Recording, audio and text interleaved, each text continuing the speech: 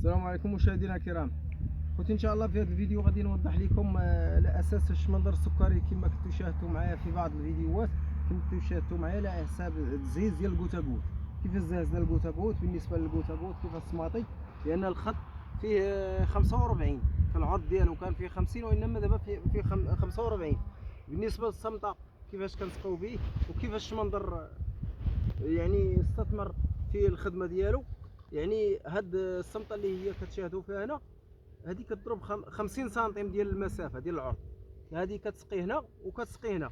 بالنسبه لهاد المسافه خاويه كما كتشاهدوا معايا، لان الاساس باش نقتصدوا على هاد السماطي، باش ما نكثروش علينا السماطي. هادشي علاش. اما هي خاصك تكون صمطه هنا وصمطه هنا. بالنسبه للطريقه كيفاش استعملنا هاد السماطي، منكنا هاد الخط وكنديروا هاد الخط وكندير نعاود نديروا هاد الخط. يعني هذا غيسقي هاد الخط وهذا، كنجيو لهنا هذا كيسقي هذا وهذا. هذا هو الاستثمار ديال السماطي كيفاش كتشاهدوا معايا خوتي. وبالنسبه للشمندر كيفاش داويناه بعض المبيدات ديال السامه على الاعشاب الضاره اللي باش تكون متروكه، لان الترك كما كتشاهدوا الخط كيفاش الشمندر كيفاش ولا تدريجيا. يعني عطينا الفوسفات وحرطناه. بالنسبه للكوتاكوت راه هاد الارض هذه ما تدكش، هذه ما تدكش، هذه ما تدكش. علاش؟ لان الديقه كدك الماء كدك الارض، اما هذه لا، هذه حيت كتسقي بالتنقيط. بالنسبه لهذه فيها الاقتصاد ديال الماء في السقي. بالنسبه للديقه في الاستهلاك.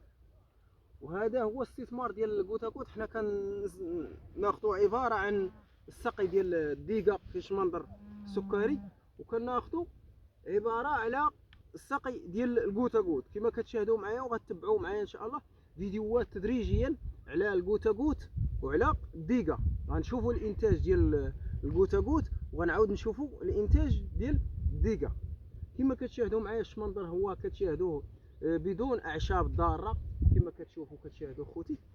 وبالنسبه للديقه اللي هي شاهدتوها معايا ان شاء الله في بعض الفيديوهات، حتى هي بدون اعشاب ضاره، لان كنا داوينا بعض المبيدات السامه على الاعشاب. اذا هذا هو الاستثمار ديال الفلاحه ديال الشمندر.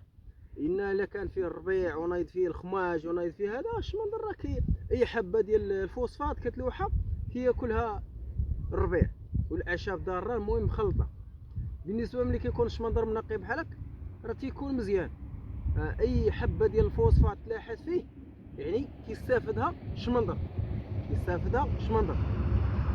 اذا دابا اللي غنتبعوا ليا خوتي وهو هاد الامراض، غنتبعوا ليه هاد الاوراق هاد الاوراق على امراض، بعض الامراض بحال النحاسيه. هذا دابا الانسان خاصو ديما يدور في هاد الشمندر بحال.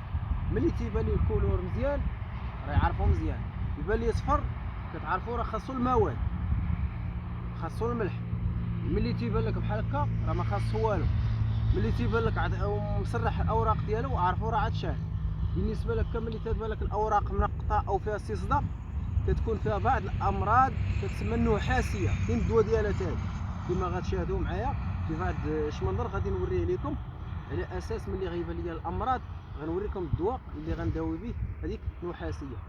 اذا هذا هو الشرح اخوتي اللي بغيت نشرح لكم على الشمندر السكري كما شاهدتوا معايا دابا بالكوتاكوت كيفاش تغير وكيفاش حرقناه وكيفاش غادي الامور ديالو مستقره غاديه. اذا مازال ان شاء الله نعاود لخوتي بعد الفيديو اخر على بعض الامراض النحاسيه باش ما نطولش على خوتي الفيديو. دمتم بخير والى اللقاء.